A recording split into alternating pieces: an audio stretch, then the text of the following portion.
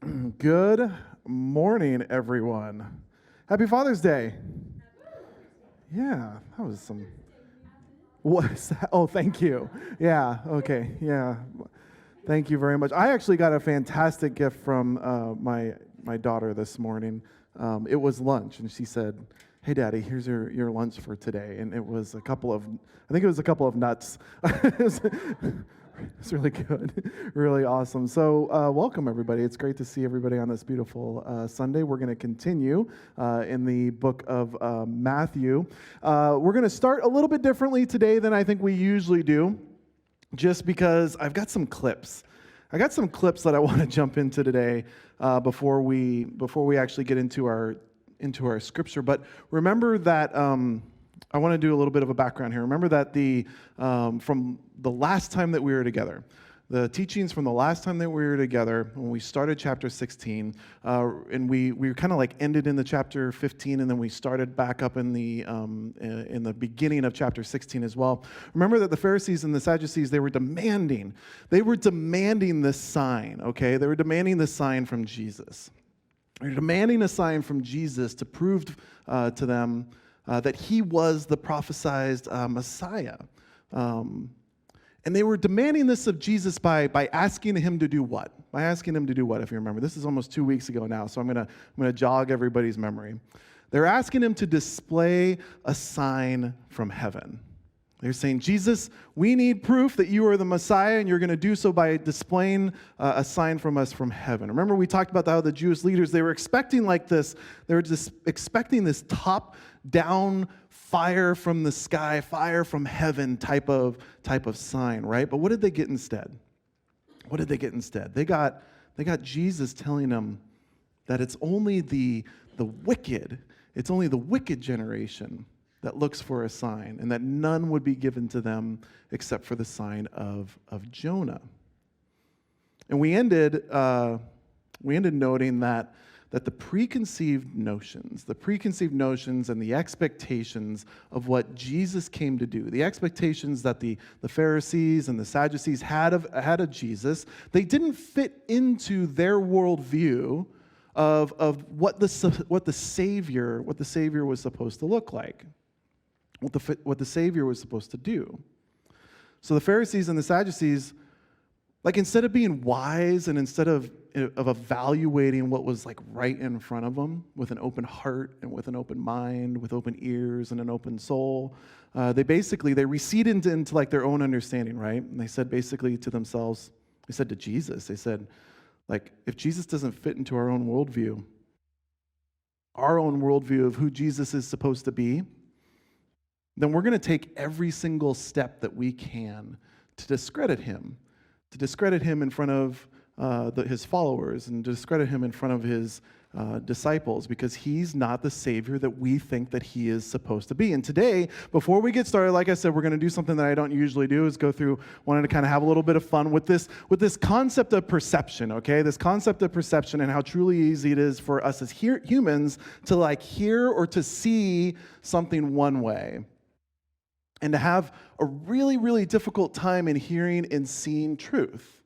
Hearing and seeing truth because of our personal expectations or because of our personal experiences. So 2 things, a little bit out of left field from what I usually do, but here are 2 things I want you to listen to. The first one, I'm pretty sure that most, if not all of you, have probably you remember this. This like went viral like 3 years ago. Caused a bunch of debate between friends and family members and coworkers. It's not my intention to start back up that debate today, but it's a lot of fun. Take a listen, and I want you to listen, and you let me know what you hear. Laurel, laurel, laurel, laurel, laurel, laurel, laurel, laurel.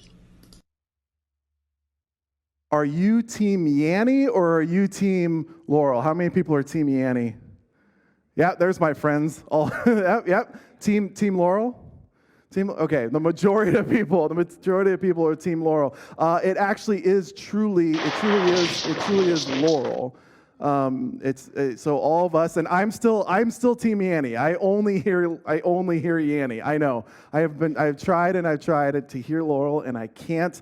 But the truth of the matter is, it actually is Laurel. So I didn't mean to boil anybody's blood pressure there with something that was viral 3 years ago. Please don't blame me for that. I want you to listen to this one too, okay? This is again as well. It's just for fun. Listen to this recording. I want you to see if you hear anything first, and then after you see something, what changes. Let's go ahead and listen to this one.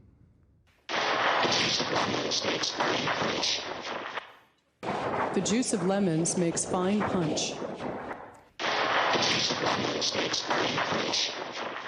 Now, how many of you heard the juice of lemons makes fine punch the first time? You're lying.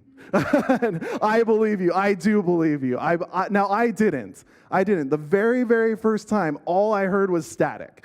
And then you play the words, you show the words, and you play it with the static. Now, every time that I see that, I cannot not hear the juice of the lemons makes fine punch. Now, why are we doing this? Why am I doing this? I am going to ask myself that question all day today. Why am I doing this? Honestly, it really was just kind of for fun. It really was just kind of for fun. But I hope that it gets us into this mindset. I hope that it gets us into the mindset that we hear a little bit closer today, that we hear just a little bit more clearly today exactly what these verses are really trying to tell us. Now, do these audio illusions that we just went through, do they draw a perfect comparison to the lesson that we're going to hear today? No, absolutely not. They do not. Don't draw this metaphor out too far, okay?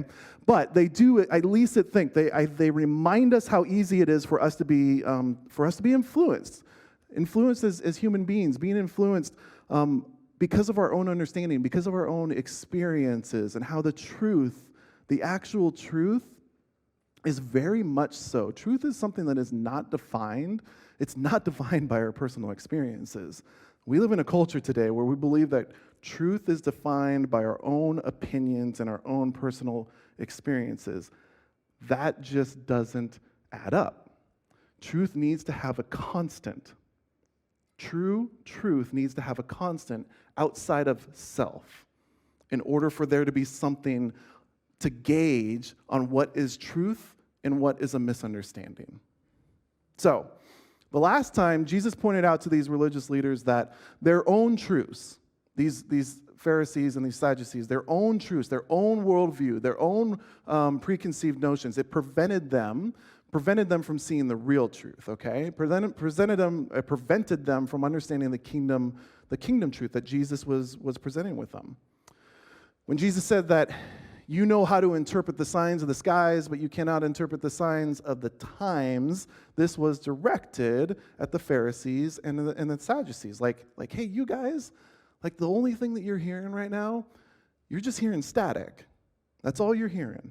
You're just hearing the static. You refuse to hear the words because the static is getting in the way. This week, we're going to see how Jesus actually warns his disciples to basically not fall into that same trap, okay? Not fall into that same trap. Not allowing their worldview to trump kingdom view. So go ahead, if you haven't already, you can open up your Bibles to Matthew chapter 16. We're going to be starting in verse 5 today. So Matthew says this. He says, when they went across the lake, the disciples forgot to bring bread. One sentence, two things, okay? One sentence, two things. First, I want to point out this. First, how many times are these disciples going to cross this lake with Jesus? They've been heading back and forth across the Sea of Galilee, across this lake, for quite some time right now. I've seen that we've seen Jesus go along with the disciples, like physically. Physically, Jesus has gone along with disciples across the lake. He's calmed the seas, he's calmed the storms, he's calmed the rough waves. We've seen Jesus tell his disciples to go across the lake without him, go across the lake before him, while he went onto the mountaintop and he prayed, and then we saw him coming to his disciples. Brandon, can you turn this down just a little bit? I'm having a really hard time hearing myself. Thank you. I just couldn't for the rest of the day. I couldn't hear myself echoing. Thank you, Brandon, so much.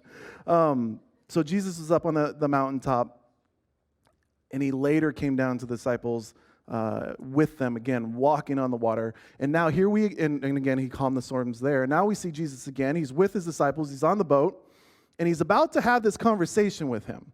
Jesus is about to have this conversation with his disciples, but I want you to note this. Every time that they go somewhere, before we get into this, every time that the disciples go somewhere with Jesus across in the lake, right? Jesus goes with them. Jesus goes with them every single time. He's teaching, he's challenging them, he's testing them, he's loving them. Now, pretty soon, I point this out because pretty soon, at the end of chapter 16, we're going to get to this point. We're going to get to this pivot point at the end of 16, where the mission kind of shifts. Jesus' ministry mission shifts. We no longer are going to see him like crossing the lake of the Sea of Galilee multiple times. No longer are they going to be crossing it back and forth. Pretty soon, we're going to have Jesus marching towards the city of Jerusalem to celebrate Passover. The disciples are going to go with him on this march. And if you remember back to Palm Sunday, if you're here with us, I was teaching that this was a time when Jesus, before his triumphal entry, which is what we were talking about on Palm Sunday, there was this time when I taught about that Jesus like set his stare, right? He set his face upon the city of Jerusalem. We're getting to that pivot point here in Matthew chapter 16, right at the end. He set his stare on the mission that he knew that he was sent to accomplish. And if you thought that there's been like pushback and anger that we've seen so far from like these religious leaders, if you thought that what we've seen so far up to chapter 16 has been bad, from chapter 16 on, it's just going to continue to get worse, and it's going to get worse, and it's going to get more and more and more intense. And there's going to be trials, and there's going to be bumps that are coming along the way for Jesus and for his disciples. But they're going to be with each other. And more importantly, Jesus is with them the whole way. Jesus is with them the whole way, just like he's always been. Back to today's verses, though. The disciples are with Jesus. They're in the boat. Jesus is with them. They got each other, right? Jesus and the disciples, one happy family. What did they forget? Bread. What did the disciples forget, right? Bread, yeah. Ellie brought us a lot of bread today. I don't know if that's up for free grabs or not, but yeah, it is. Okay. You wouldn't have forgot the bread, Ellie. But the disciples did. The disciples forgot the bread. They forgot the bread. They didn't bring anything to eat.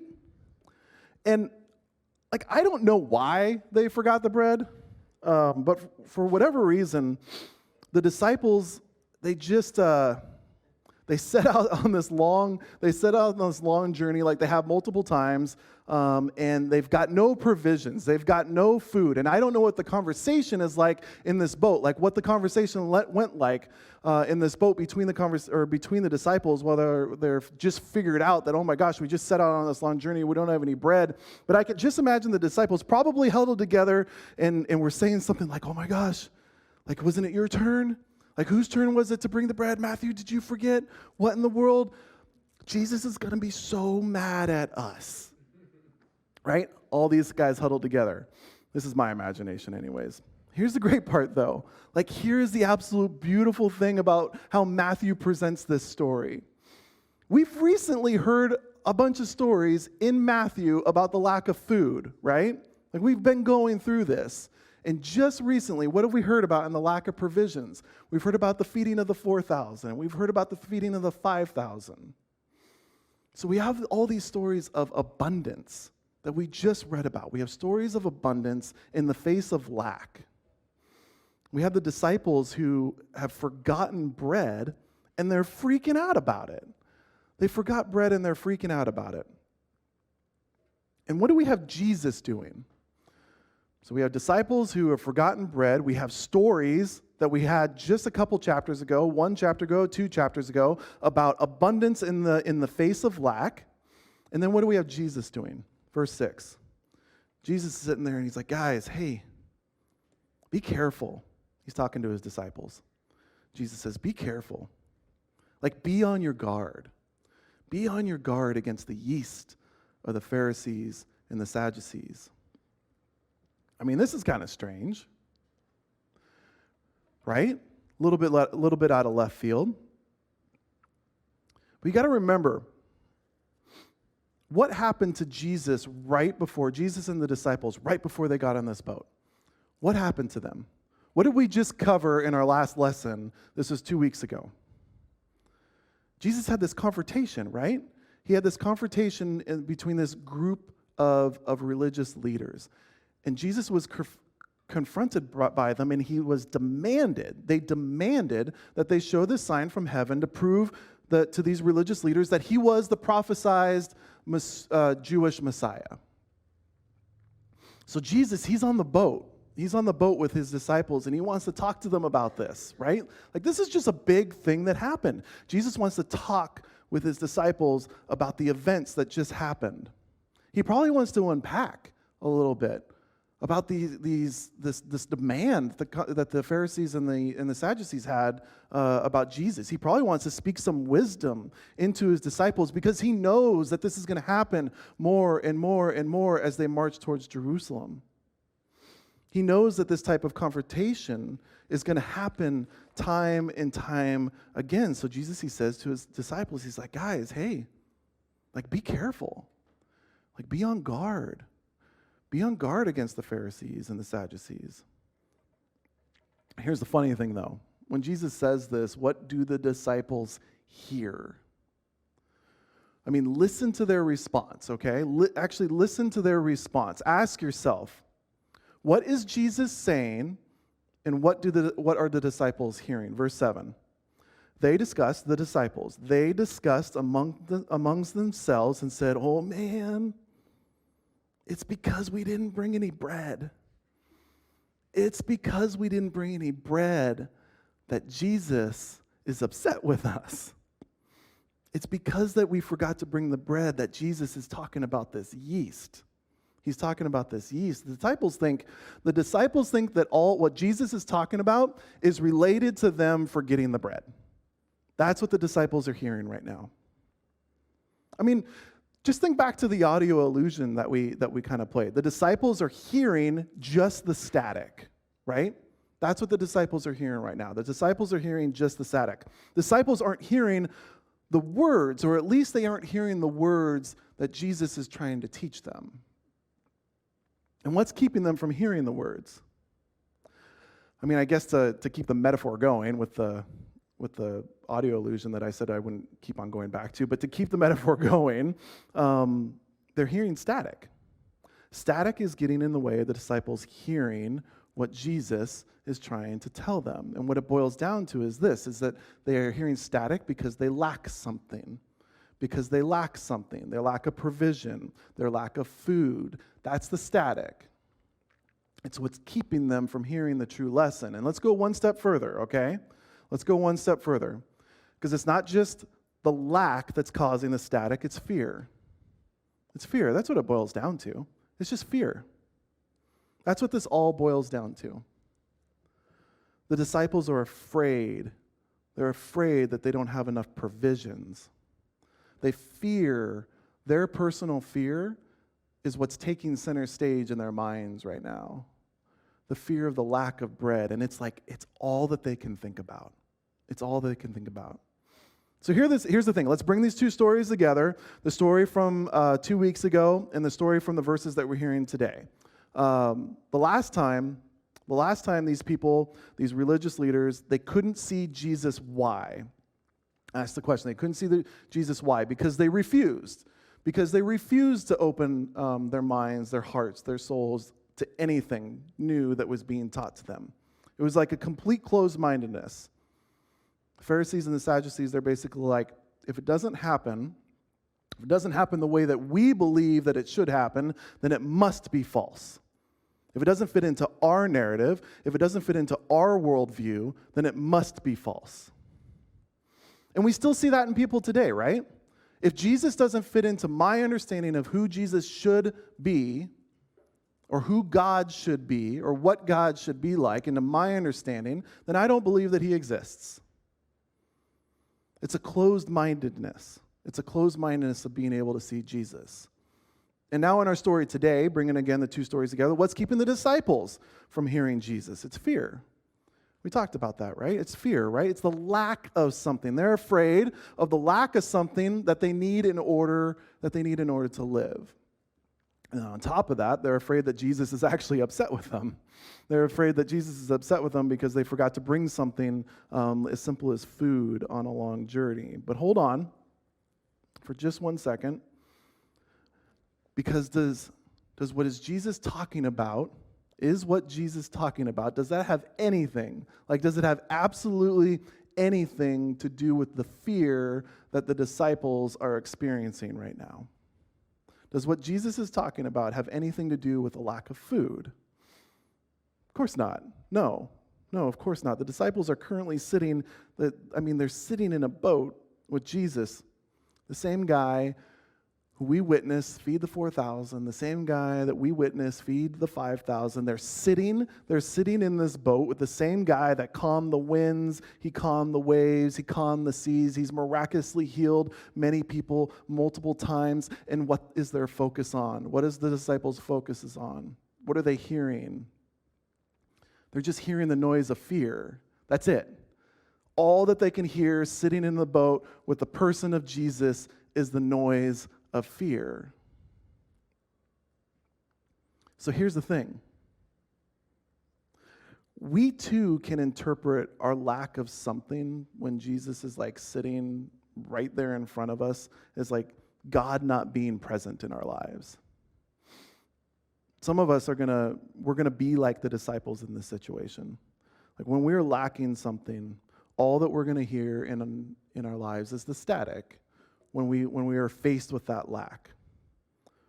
And even when he speaks directly to us, we're not going to be able to hear the message that Jesus is trying to speak to us and what it truly means. This is what happens when we see the world through the lens of what we do not have. When you view the world through a lens of what you do not have, through fear, you end up hearing only the static. So what does Jesus say about this? What does Jesus have to say about our focus on what we don't have instead about what is right in front of us, being in the boat physically with Jesus? Verse 8.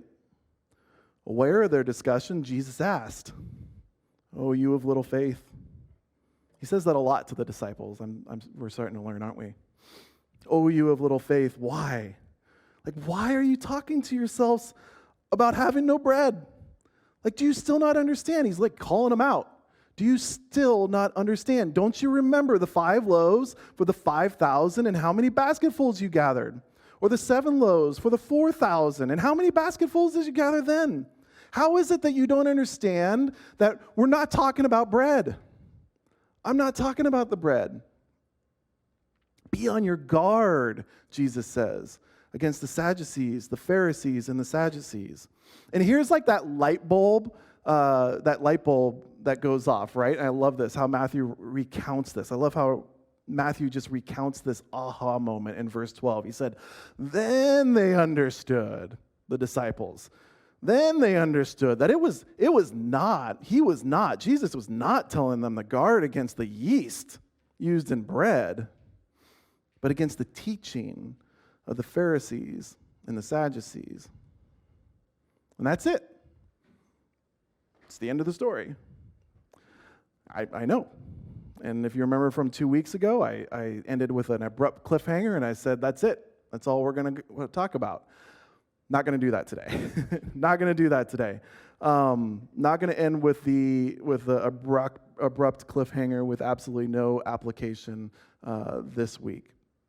Because I think we really are supposed to get something specific when we put these two stories together. What has Jesus pointed out here in these verses when he's talking to his disciples? Right in the middle of their fear, around his lack of provisions, what does Jesus remind them of? He reminds them of times in the past.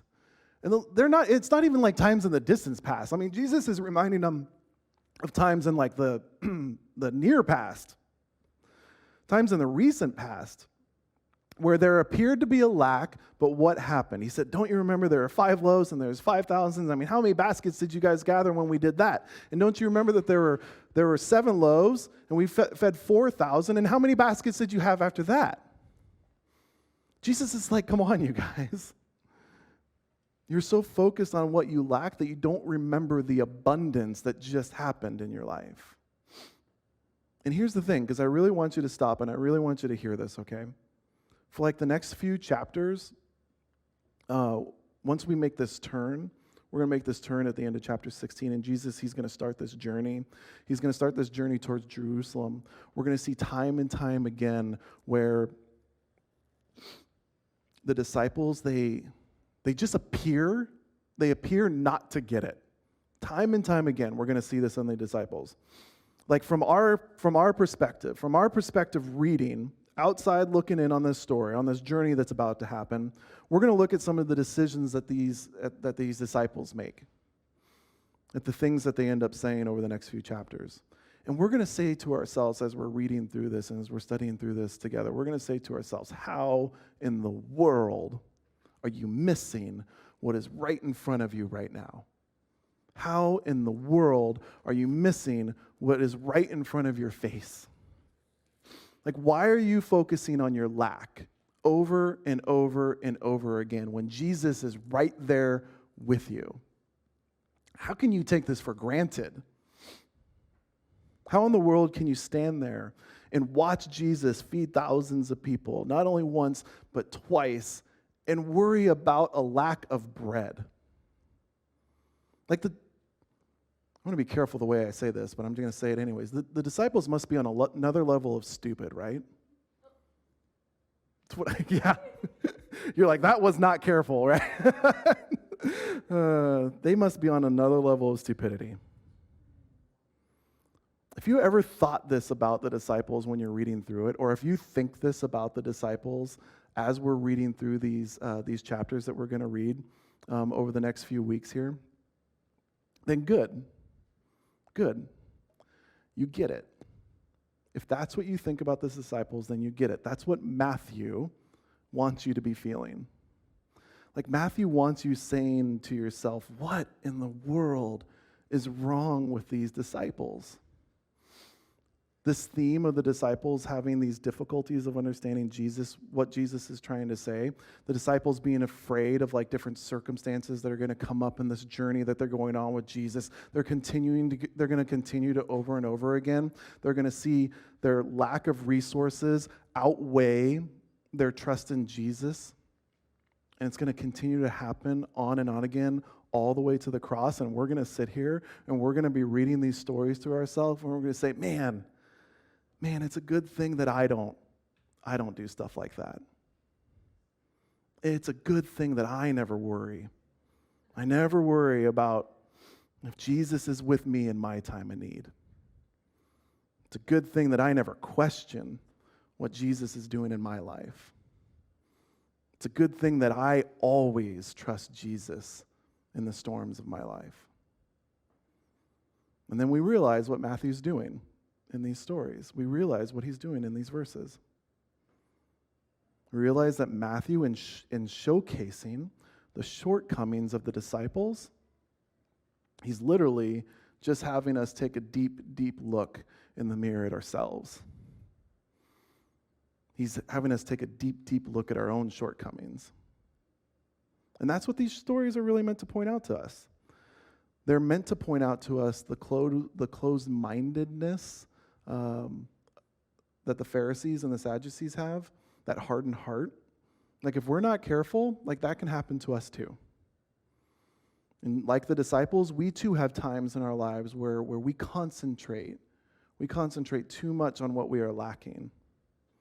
We no longer hear Jesus through the static of our own fear. And apparently, like there are ways that we can create distance between ourselves and Jesus. And Matthew is trying to get us to see the ways that we do this by telling these stories. Like we can create distance between ourselves and Jesus when we put our expectations, like when we demand that Jesus lives up to to our worldview. And thus we don't allow Jesus' kingdom view to enter into our hearts. And we can also create a distance with ourselves and Jesus by allowing fear to creep in and take our focus away from what Jesus is trying to teach us. Fear of our lack of provisions and fear of our lack of feeling, of some sort of a purpose or an understanding or whatever it may be. And I don't know where, I don't know where you are, in your walk right now with Jesus. I don't know how the Spirit's going to be working on your heart right now. When you think through these verses and these stories that we've covered in the past few weeks, but I do know this. The whole time that Jesus spends with his disciples, all these stories that we hear about and the ones that we're going to go through as we continue through the book of Matthew, Jesus is right there. Jesus is right there by their sides the whole time. The whole time Jesus is with them. And yes, they're going to make mistakes and they're going to stumble and they're going to fall. Literally, they're going to fall asleep on Jesus. Literally, they're going to pretend not to know him. But Jesus, he never leaves them. He never leaves them through the whole thing. Through the whole thing. All the way up to the cross and beyond. Jesus doesn't leave them. He doesn't leave us. He's right there with us. Even though we create this distance between us and him because of our lack of understanding, because of our lack of faith, Jesus is always there, lifting us up through our lack, through our misunderstanding, through the static that we hear in our lives. He's always there teaching us how to have an abundant relationship with him, a fulfilled relationship with him. So your next week, your next step for this week is I want you all to pray for clarity. I want you to pray for clarity on your relationship with Jesus. Pray and ask, is there anything that I'm missing right now? Is there anything that I'm missing because there's static in my life and I'm not hearing the words that you're trying to teach me? We have on our website a place where you can enter prayer requests. And I invite you to do that. If you need prayer on understanding on what Jesus is trying to talk to you in your life, go to our website, enter a prayer request. I receive all of them and I'll be praying for you. I promise you that. Take some time this week on really understanding, are my expectations hardening my heart like the Pharisees were? Are my fears around a lack of something that I don't have keeping me from hearing what Jesus is trying to tell us?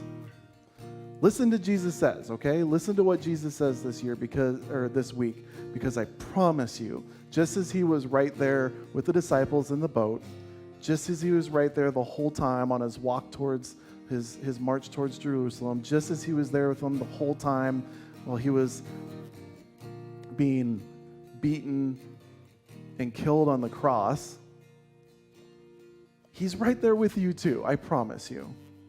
All we have to do is open up our eyes, open up our hearts and our souls, and be able to listen through, see through the static. Let's end it today with like we always do, with some time of worship.